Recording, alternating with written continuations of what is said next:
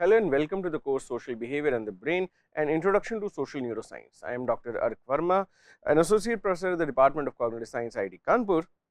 This is the fifth week of the course where we are trying to understand and perceive social outgroups, and we will continue talking about some nuances of how the mechanics of perceiving social outgroups actually works. In the previous lecture, we started out the conversation about the effects of three different types of facial cues. We talked about facial appearance, we are yet to talk about eye gaze and emotional expression in their role in the perception of group membership. All right. So, since we have already discussed facial appearance in some detail in this lecture, let us move towards the other two facial cues and also assess their the overall combined effect of all three of these on the perception of group membership. Now, eye gaze. Eyes are generally believed to be one of the most powerful channels of human social communication, and everybody sort of while I am telling you this as part of research, I am sure everybody must have experienced that even if you are talking to somebody and if you are constantly avoiding eye contact, it seems very disruptive, because communication happens when you are actually looking into people's eyes, when you are looking at them, they are looking at you. That is the best form of communication. So, it seems that yes, the eye gaze, the eye contact for that matter, must have something to do with how efficiently people are communicating, what are the different types of information that they are exchanging. Okay. The perception of eye gaze is also often argued to play a very critical role in the development of mentalizing or theory of mind. Remember, what is theory of mind? Theory of mind is when you are trying to make a sense of others' inner mental lives, their emotional states, their feelings, their choices, their emotional expressions, their intentions and goals. All of this comes under theory of mind. When you are trying to form a theory of somebody else's mind and you are not even having an eye contact with them, that does not work very well. So, in order to really make a good judgment, make a very good estimate about other individuals, it is very important that we are having let us say an eye contact with these individuals and so on. Now, eye contact also has been found to be related to yielding higher galvanic skin response, EEG arousal, increased heart rate, and also increased amygdala responsivity in different observers. So, it seems even if you are sort of looking at somebody, you are looking at their face, unless there is an eye contact, it seems, and these results seem to suggest that a contact has not really happened. The exchange of information sort of has not really started. The channels of communication have not really opened. Only after you are looking at somebody's eyes and they are looking into your eyes, that is where the actual connection between two people is happening. And this is not really reserved to only let us say friendly or romantic communications, but it is also a very important feature, a very important aspect of all sides of communication. Even if you are fighting with somebody, even if you are sizing them up for or evaluating them for a given role, unless you are having an eye contact, it becomes very difficult, and this is how the system is wired, it becomes very difficult to make a sense of what the person is all about, and all the other associated information will become available to you only when eye contact is really there. All right, or at least the immediate evaluations that happen, eye contact or eye gaze is a very important component. Now, amygdala damage has been implicated in undermining the ability to orient to the eyes of other people during social communication, and consequently to follow another's direction of attention. So, which area of the brain might be responsible for moderating these eye contact or eye gaze? It seems that the amygdala is really important, and if amygdala is damaged, it undermines the individual's ability to make an eye contact with another individual during social communication, also to follow their line of attention. Typically, for example, if me and you are talking and I say, oh, I have this pen here on the table, I do not really need to use my hands to point, I can just look there and say, oh, I have a pen on my table, and you will be able to follow the line of my attention and basically decipher what is it that I am actually talking about. So, eye contact in that sense is rather informational as well. It tells you about where others are paying attention at. Also, I am sure you would know that for example, in autism spectrum disorders, one of the critical features is that the individuals, the children are not able to make constant eye contact with people who, when they are interacting with them, and that also has been linked back to the amygdala function. Now, a number of recent studies have demonstrated differential cortical and amygdala activity to threat displays as a function of gaze direction. For example, even if you are trying to size up the amount of threat that is involved in a given display, in a given scenario, let us say in the eyes of a given individual, if the gaze is direct versus if the gaze is averted, it is looking somewhere else, it basically leads to different calculations from the same scenario with the same person, suggesting that eye gaze actually combines with specific facial expressions to modulate threat responses. So, a threat response, even if you are, for example, showing your anger, if you are showing that you are unhappy, or you are showing that, oh, I am going to be aggressive or violent towards somebody else, eye gaze is actually very important. You might have seen a lot of mothers follow this, that, or even fathers and teachers, that when they have to scold, or when you have to really give a slightly stricter message to their children, the eye contact is really very important. They will actually resort with modulating their eye gaze, and that basically conveys the message a bit more strongly. Okay. Let us look at some of these recent studies. So, recent studies by Adams and colleagues serve to illustrate the and clarify the important role that eye gaze can actually play in emotion processing from faces. Let us look at that. So, for example, Adams and Clegg demonstrated that angry faces, when they are coupled with direct gaze, and fearful faces, when they are coupled with averted gaze, are perceived as more intense and are recognized more quickly and accurately than angry faces when they are coupled with averted gaze, or fearful faces when they are covered with direct gaze. So, it seems that specific combinations of facial expression and gaze actually work to inform the other individuals about what the emotion the individual is carrying, and the proper communication will only happen when the right kind of facial expression is combined with the right kind of eye gaze. In the same direction, a relatively recent study by Fox and colleagues reported that emotional expressions can also influence gaze processing even at the level of attentional allocation. For example, they found that for participants who were high in trait anxiety, fear coupled with averted gaze yielded greater reflexive attentional shifts in observers compared to that found for either anger or neutral expressions. Okay. Whereas, anger coupled with direct gaze yielded greater attentional capture effects than either fear or neutral expressions. Now, again, just look at this in a bit more detail. When you are afraid, when you are fearful, then you are not directly making eye contact. Then you basically, the most natural emotion is that you are looking all around and you are super afraid, and that is basically how you may inspire the other person to sort of shift the attention to where the source of fear is. Similarly, if you are angry and you are trying to convey aggression, the direct gaze actually motivates or moderates attention capture much more than, say, for example, if you are fearful with the direct gaze, or just having a neutral expression with the direct gaze. So, as I said, the correct combination of the eye gaze response and the emotional expression on the face actually works to communicate the facial expressions effectively to other individuals.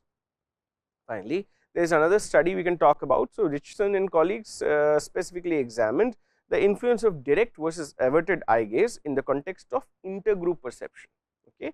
So, they articulated a similar rationale for predicting the influence of gaze in amygdala responsivity during race perception as that described above for the role of eye gaze in emotion perception. So, they basically they said that it probably happens is what happens is that the amygdala sensitivity or amygdala responsivity to race perception actually gets moderated with respect to if people are in direct gaze contact with the members of the other race, or they are in an averted gaze response. Okay. So, because direct gaze signals approach, as does the hostile intent that is typically stereotypically associated with black males, the authors argued that the combination of this, so the eye gaze and the race should be expected to have a combinatorial effect to communicate a heightened threat response in this kind of thing. So, for example, if you are looking at a and again this is from the perspective of white participants who performed in this study, and because there is much more experience and baggage related to Afro Americans or African Americans in that culture. So, if you are combining a hostile intent with a direct eye gaze, then it basically leads to a heightened threat response. If you are combining, let's say, an averted gaze with basically the stereotypically hostile content in the African American faces, then it will not give, or it will not incite that kind of a heightened threat response. Now, their results, if you look at them, actually confirm this idea. So, they actually found that there was greater amygdala activity in white participants when they were viewing black faces relative to white faces, but only when the black faces were combined with direct eye gaze. So, it seems that there are various nuances in how you are perceiving these other groups or how you are perceiving these out groups, and those nuances are also very layered at the level of visual information that is coming in. Yes, when you see the face first, you are calculating all of the structural and variant information from the face, so structure and expressions and so on, but the eye gaze is also a very important component here. You probably need all three things: the emotional expression of the face, the facial identity information or the structural information of the face, as well as the eye gaze, and together these three will tell you more things about the face than either two of them. Now, in another similar study, authors found that direct gaze coupled with black versus white faces selectively captured attention to a greater degree. Now, again, remember, this is all in the context of these white participants. So, when these white participants, because they have a lot of historical baggage with respect to hostility and violence and so on and so forth, when they look at, or when they are looking at black faces having direct eye contact, direct gaze, then these things capture their attention to a greater extent than if it comes with a averted gaze, or if you are seeing a white face with either direct or averted gaze. Why is this happening? It is happening because of the fact that direct gaze combined with the black face, let us say, which conveys a degree of hostility or negative emotions, presents threat, requires vigilance, and therefore moderates amygdala activity to that certain degree. Finally, eye gaze was also recently found to significantly impact the otherwise ubiquitous cross race memory effects, in the sense that the effect was only apparent for direct gaze faces. So, we are talking about the fact that people don't in some cases. So, we talked about the outgroup face homogeneity effect, but there is also cross race memory effect. So, for example, if you are describing a scene of crime and you saw an African American there and you are a white American, and if that person stands out from there, so you will probably remember that face better. But this also happens when there has been some eye contact and there has been some communication that has happened. Altogether, these findings actually highlight the importance of compound social cues during intergroup perception. Remember, we are talking about three things: facial appearance, structural information about the face, eye gaze, which is what we just covered, and now we will talk about emotional expression, and then we will talk about the overall view of all of this. So, let us talk about emotional expressions. Another very important facial cue, and that which has intrigued several researchers in social and affective neuroscience, is the idea of emotional expressions or emotional facial expressions that people are constantly interacting with. Several studies have investigated neural activation in response to emotional displays, and they have yielded rather interesting findings. Okay, what are the findings? Let's look at them. For example, social psychologists have paid attention to the fact that the effects of emotional displays on the perception of in-group and out-group members. It happens differentially. Let's take an example. Hugenberg and Baudenhausen investigated whether target race would moderate the recognition for happy faces. Alright. So, typically in facial emotion literature, you will find that there are basically there are these 6 emotions, but the fastest reaction times or the most accurate people are when they are detecting happy faces as opposed to neutral faces or angry or sad or disgust faces and so on. So, they basically said, okay, maybe if we just mix the race angle here as well, whether the aspect of race will moderate these reaction times or not. What did they find? They made the white participants take part in an emotion recognition task which used computer generated black and white faces which displayed anger, joy and sadness as stimuli. probably happiness as well.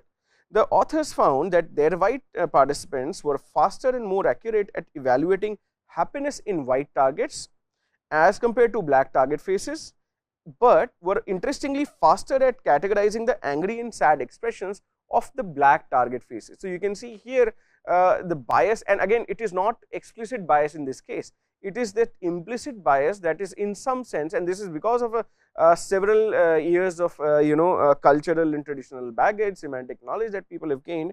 It basically sets apart the angry and sad expressions of the black faces, and the happiness recognition happens fastest for only white faces, same race faces, so to speak. So, you can see here that it is indeed the understanding or recognition of facial expressions is anyways getting moderated by the race or by the race membership scenario. Now, the findings of this study seems to suggest that the race of the target individual displaying the emotion and the type of emotion that this individual is displaying actually will both have an effect on emotion recognition. In another study, Ackerman and colleagues, for example, they investigate the role of emotion, particularly anger, in eliminating outgroup homogeneity effects. Now, remember what we said people actually do not individuate outgroup faces, they treat all as one. Say for example, people typically say, oh, I cannot differentiate it between African American faces, they all look alike to us. They say about the Chinese and the Northeastern, and from that side people can say about North Indians as well, though everybody looks very similar to me. And this is basically just a kind of an in-group bias that is manifesting here. Now, Ackerman and colleagues basically mixed the emotion of anger here, and they said, okay, if we bring anger in the picture, do people individuate the outgroup faces, do they remember more information about them, or let's see what really happened.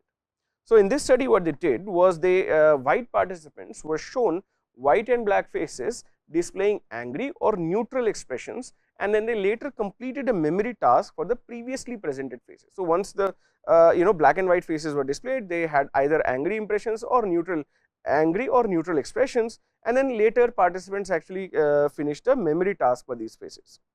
What did the results show? The results showed that the outgroup homogeneity effect was apparent for neutral faces, but was not there for angry black faces. All right, because anger represents a degree of threat, requires vigilance, requires some kind of proactive response. People are apparently coding these things much better, and they are being able to individuate the angry black faces. So, when the participants were placed, and even when the participants were placed under cognitive constraints, angry black faces were more accurately recognized than angry white faces, suggesting that there is a possibility of outgroup heterogeneity on the basis of, let us say, computation of threat, at least in this case.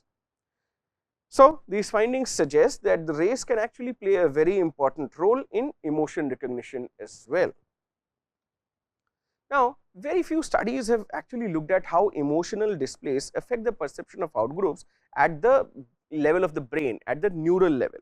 Okay. So, in one study, let us look at some of those studies as well. So, in one study, Xu, Delden and Ambadi examined the responses of high and low prejudice individuals to combinations of group membership as well as emotion. The index of neural processing was the ERP wave called the contingent negative variation, which is an ERP component. It is a slow negative potential elicited typically by a warning stimulus that requires the anticipation of a target stimulus. So, CNV basically will come through when you are looking at a stimulus that is actually signaling the coming of another target stimulus. So, it basically is a component that indexes anticipation. All right. So, this component also is classifiable into, quantifiable into two kinds of subcomponents, an early CNV and a late CNV. Whereas the early CNV is thought to index initial attention to the information carried by the warning stimulus, and the expected degree of cognitive effort that goes in, and the degree of motivation to respond to the target stimulus. See, when do you pay attention to a messenger? Let's look at the CNV component as a messenger. Now, if the messenger has brought a very benign sort of a message, it does not carry real actionable information as people today say, then you will not really pay a lot of attention to the messenger. So, the peaks of the the amplitude of the CNV will be relatively lower. But if the information that has been brought by this warning stimulus is dense, is complicated, requires a large degree of expenditure of cognitive effort of the target stimulus, and you are motivated, you are looking forward to proactively deal with the target stimulus, then you will see that there will be more activity in the CNV. So, the presence of early CNV is generally supposed to be a cortical reflection of controlled rather than automatic psychological processes in response to stimulus 1 that basically requires an anticipation of a subsequent stimulus 2. Late CNV is basically measured just prior to the onset of the target stimulus, and it reflects the additional contribution of the cortical resources that may be required for some kind of motor response preparation. Say for example, you have to press a key, you have to move ahead, any kind of response preparation. Now, what happens in their study is that high and low prejudice individuals, which were selected on the basis of their responses on the modern racism scale found by McConaughey, they were asked to make evaluative judgments of emotionally and racially salient facial stimuli. So, emotions were also very clearly expressed in these phases. Also, the race is also very easily expressed. So, these are high prejudice and low prejudice individual, and what we are looking for is we are looking for CNV variations. So, the participants were basically asked to make a socially relevant judgment. For example, do I want to work with this person? I will show you a picture and I will say, oh, do you want to work with this person? Things like that regarding in-group and out-group members. Okay. What are the results? What do we find?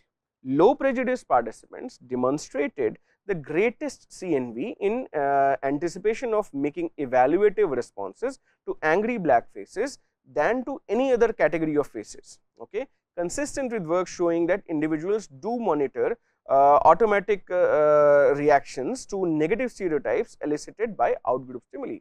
Because these angry black faces were prominent and they actually convey survival related information, you see the greatest CNV that is happening, but note that it is happening in low prejudice participants.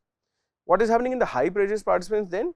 The high prejudice individuals showed the most decreased CNV in the anticipation of angry black targets compared to all other targets. Why is this happening? It suggests that the individuals who are high in explicit prejudice may be characterized by a relatively decreased tendency or motivation even to monitor automatic prejudice responses to negative stereotypes.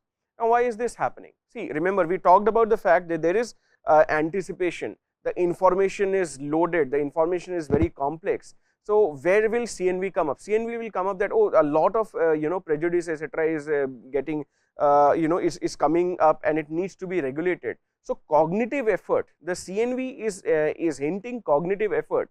So, when you are a low prejudice individual, you are putting in all the effort to suppress your prejudice. For that you need to monitor the stimulus, for that you need to anticipate the stimulus well, and that is why you see that the low prejudice participants are showing a greater CNV in anticipation of the angry black faces.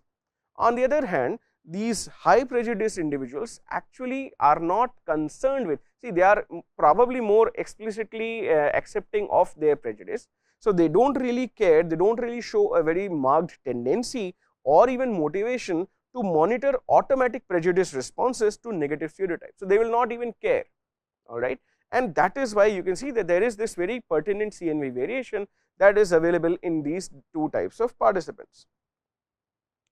So, put together, this work suggests that multiple factors do combine to influence the neural responses in theoretically meaningful ways, including, for example, target race, the emotion that is being expressed by the target, and the individual differences among the participants. Now, we have seen facial appearance, we have seen emotional we have seen eye gaze, and we have seen emotional expression.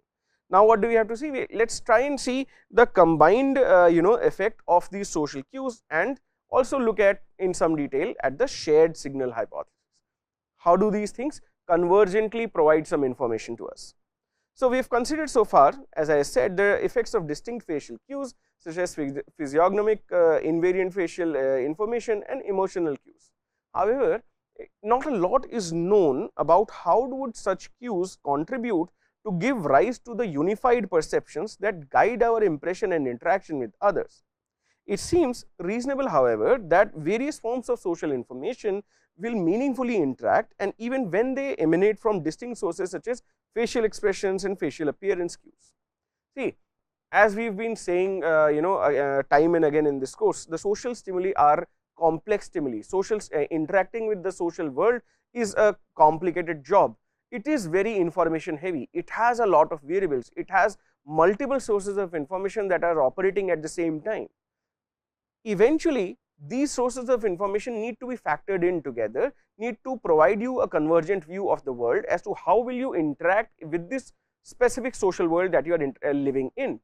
And in that sense, even if the information is coming from different sources, maybe something is coming from eye gaze, something is coming from facial expression, something is coming from emotional expression, maybe something else is coming from your contextual knowledge, maybe something else is coming from your semantic knowledge. All of that information will need to be factored together in order to make a sense of what is really happening.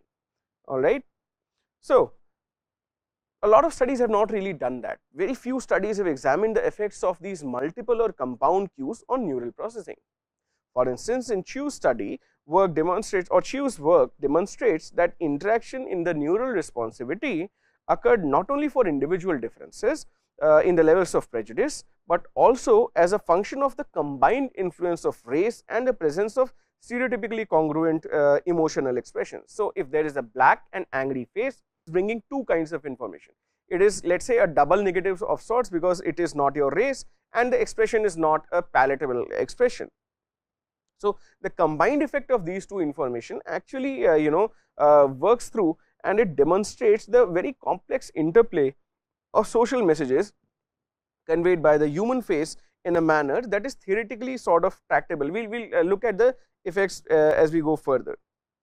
Now, if you just look at some of this literature, or if you just look at the possibilities that this literature offers, very basic look, and a very basic look at even the work of Adams and colleagues actually leads us to what is called the shared signal hypothesis. It is a hypothesis that is put forward by Adams and colleagues, and it derives from the understanding that social cues, even if they are coming from distinct sources, actually share basic low level signal value. So, it is basically let us say if it is a stream of 0 and 0 and 0, and it is bringing together to you certain values which you can use combinatorially to make sense of the social world, to decide how will you interact in this social world. For example, whether you have to be warm towards this group of people, or aggressive, or happy, or sad in a given social context. So, this hypothesis predicts that these cues can actually combine in either congruent or incongruent ways, which may basically will lead to different kinds of consequences in both our perception and actions. Let us look at this in some more detail. Now, several studies have supported this idea that demonstrating social cues such as eye gaze direction and the gender of an expressor can actually influence the efficiency with which a given emotional display is processed, and how it is interpreted with a combination represents, say for example, whether the combination was congruent or incongruent, whether two things are giving the same idea or they are giving different ideas. For example, it might be a point of cognitive dissonance if you meet, and if you are a highly prejudiced person and there is a lot of this baggage that you are having, let us say if you meet, if you see a black face with a very happy expression, or if you see a black face with a very kind expression, instead of the stereotypically associated violence and aggression that is linked with the black faces. Now, those will be, so for example, if it is a black face, it is a happy expression, this is an incongruent combination of two informations. This tells you you have to be alert, this tells you, oh, there is nothing to really panic, nothing really to work about. And these findings from Chiu and colleagues are consistent with what is called the shared signal hypothesis, in that the aggression associated with anger is also stereotypically ascribed to black. So, when it combines in congruent ways, so when you see an angry black face, as I said, it is a double negative. The black face basically already hints you to be vigilant and so on, and the anger on that face, on the expression of anger on that face actually asks you to double down on being very careful and avoiding the interaction with this face also. Now, other recent work also demonstrates interactivity based on race and emotion cues as well as race and eye gaze cues, again in a manner that is consistent with the shared signal hypothesis. So, the idea here is basically, or the idea of this hypothesis is basically, that there are various channels of social information. These can be thought of as different signals, and these signals can either be giving you the same kind of information, or they might be giving you different kinds of information, and it is probably a summed valence of this information that makes you decide how will you or how are you going to interact with these individuals. So, in combination, these powerful social cues can be expected to be mutually influencing perception, cognition and behavior. Interestingly, we do not really know a lot about the cognitive and neural effects of perceiving such compound cues. How are these things sort of factored in? What are the mechanisms in the brain that are adding or subtracting these kind of effects? Also, the possibility of a functional correspondence among otherwise distinct social cues also offers very exciting possibilities for future research that can actually help illuminate our understanding of intergroup perception. So, we see that there is a lot of there is a lot of social information, stereotypical information, all of what gets activated when you are looking at people, looking at different individuals. How are you doing that? What is the mechanics of this perception? You are looking at facial appearance, you are looking at eye gaze, you are looking at emotional expressions. Now, all of these three, yes, they provide pertinent information, but they also provide convergent information in cases, or divergent information when they are not falling together.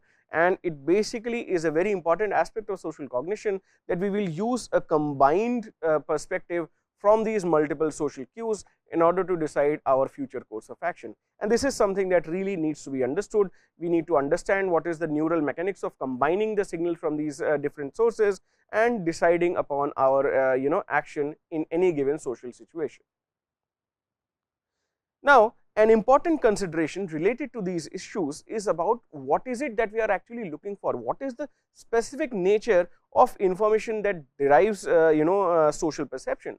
For instance, whether this is exerting an upstream impact on categorical thinking. So, for example, are we picking up these bottom up cues and then performing categorization, or we are performing categorization first and then that categorization is basically moderating the way we are categorizing individuals. So, is it a top down process, or is it a bottom up process?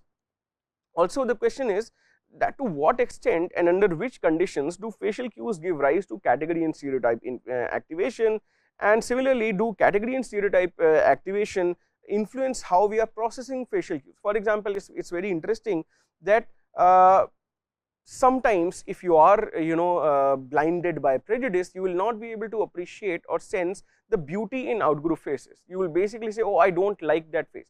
Even if the members or everybody else is saying, oh, that's such a beautiful face, you will say, oh, I don't like, because let's say that face is African American or Northeastern or Chinese or anything like that.